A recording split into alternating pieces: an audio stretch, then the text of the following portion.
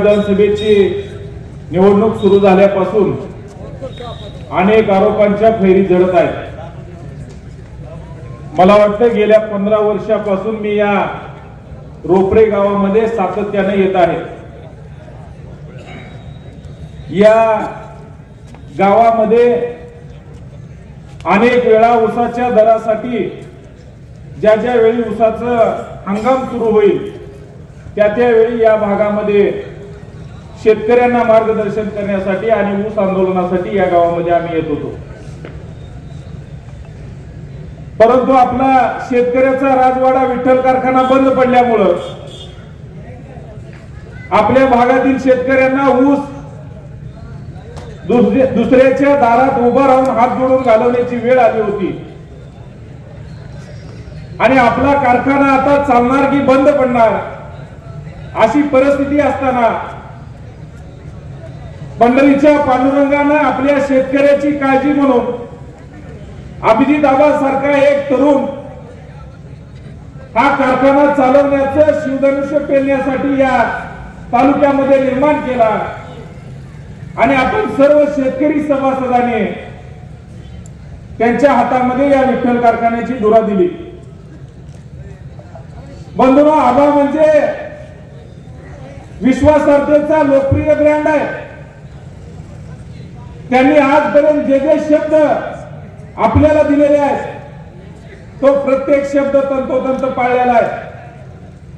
मग ऊस दराचा असेल, ऊसाच्या वजन काट्याचा असेल किंवा मागील थकीत बिल देण्याचा असेल।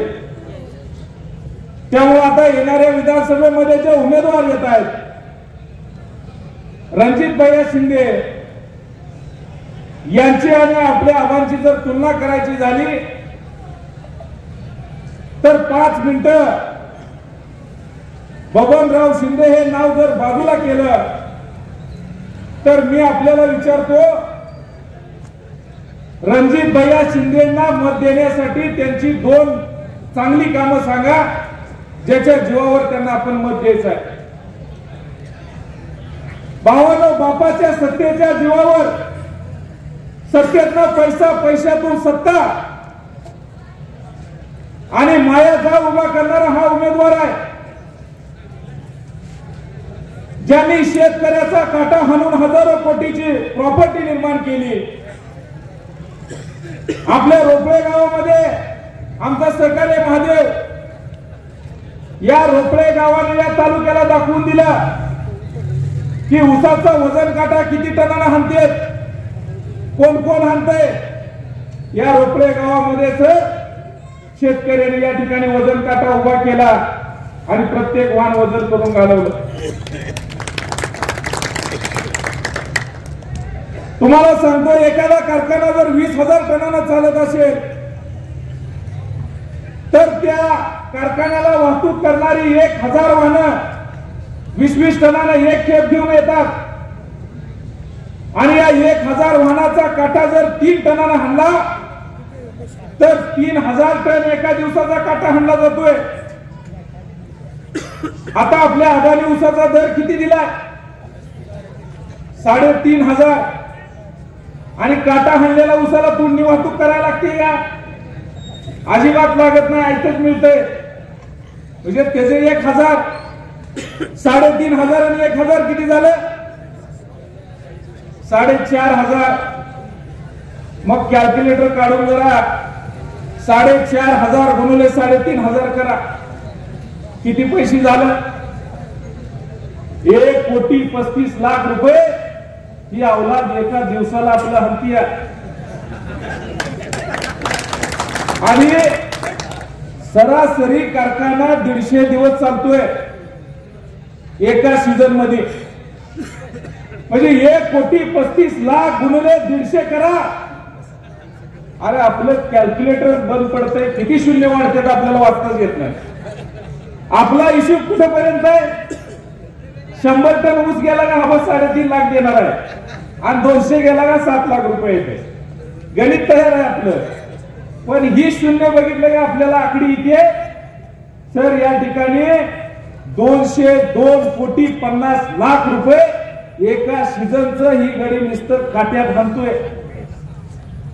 मग मला सांगा 200 कोटी हाणणाऱ्यानं आबापेक्षा दर ज्यादा किती दिला पाहिजे?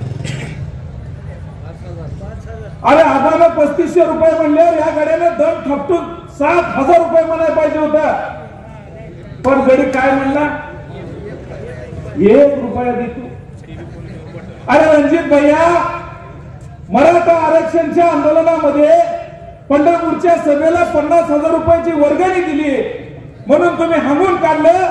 परंतु या पंढरपूरची जनता इतकी स्वाभिमानी आहे की या इथल्या तरुणाईनं तुम्हाला 1 रुपया करून तुमच्या व्हॉट्सअपवर 5 ते 10 रुपयाची वर्गणी तुम्हाला तुमच्या तोंडावर फेकून मारली. त्याचा अजून तुम्ही आम्हाला हिशोब देणार नाही आणि येत्या 20 तारखेला त्याचाच हिशोब आपल्याला घ्यायचा आहे. आणि अभिजित आबांना आपला शेतकऱ्याचा, कष्टकऱ्याचा, गोर गरिबाचा आवाज म्हणून विधानसभेत बुलंद आवाज करण्यासाठी पाठवायचं. बंधूंनो, एका बाजूला सोन्याचा चमचा तोंडात घेऊन जन्माला आलेला आमदारचा पोरगा आहे आणि दुसऱ्या बाजूला आपला शेतकऱ्याच्या शेतात सोन्याचा नांगर धरणारा अभिजित आबा आहे. तुम्ही कुणाला मत देणार मला हातवर करून सांगा. अरे ज्यांनी आपल्या लेकीबाईच्या डोळ्यातलं अश्रू पुसलं, ज्यांनी शेतकऱ्याच्या खिशात 4 पैसे दिले, आपल्या बापाला, आपल्या मुलाला त्या ठिकाणी चांगल्या शाळेत शिकवता आलं, अभिजित आबांनी पैसे दिल्यामुळे हजारो कामगारांच्या माझ्या माता भगिनी खुरपायला चालल्या होत्या. त्यांचा प्रपंच उभा करण्याचं काम आबांनी केलं. आज सांगवीच्या सभेत होतो, तिथल्या एका माता भगिनीनं या ठिकाणी आबांवर एक कविता केली. अक्षरशः डोळ्यामध्ये पाणी आलं, कारण त्यांनी हृदयापासून जी कविता आबांवर म्हणून दाखवली ती त्यांचा अंतरात्मा बोलत होता. त्यामुळे येत्या 20 तारखेला कुठल्याही भूलथापांना बळी पडू नका, कारण आता सगळ्या गोष्टी या समोरच्या शिंदे बंधूंच्या हाताबाहेर गेलेल्या आहेत. जनता हाताखालनं निसटलेली आहे. त्यांच्याकडे आता एकमेव हत्यार राहिले ते म्हणजे पैशाचं हत्यार राहिले आणि आता वारेमाप पैसा उधळणार आहेत. आता आम्हाला सुद्धा वेगवेगळे आकडे ऐकायला येत आहेत, परंतु मी तुम्हाला सांगतो, लक्ष्मीचं दर्शन झालं तर हायगाई करू नका. गड्यानं आपल्याच काट्यातला हल्लेला आहे. परंतु मस्के सर म्हणले तसं 8-9-20 तारखेला याचा काटा काढल्याशिवाय सोडायचं नाही. शेतकऱ्याचा काटा आणणाराचा 20 तारखेला काटा निघणार आहे. आणि या ठिकाणी माड्यातले